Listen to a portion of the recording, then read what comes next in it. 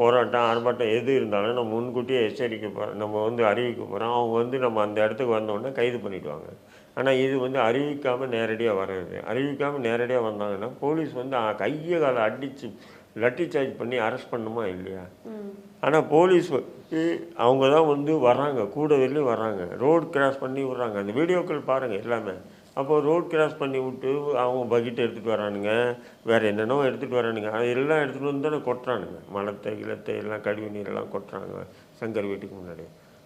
அப்படி இருக்கும்போது காவல்துறைக்கு தெரிஞ்சு தானே இது நடக்குது. அப்போது அங்கே அந்த அட்ராசிட்டியில் அந்த செயலில் ஈடுபட்டவர்கள் காங்கிரஸ்காரர்களாக இருந்தாலும் அவங்களுக்கு துணையாக இருந்தது காவல்துறை அப்படின்றது தான் நம்ம பார்க்கணும். அப்போது காங்கிரஸும் காவல்துறையும் சேர்ந்து சவுக்கு சங்கருக்கு எதிராக இப்படி ஒரு அட்ராசிட்டி பண்ணியிருக்காங்க. ஒரு அக்கிரமம். இது சாதாரணமானது இல்லை. இது ஒரு தவறான முன்னுதாரணம். இது தொடர்ச்சின்னு சொன்னால் நாளைக்கு எதுவும் நடக்கலாம்.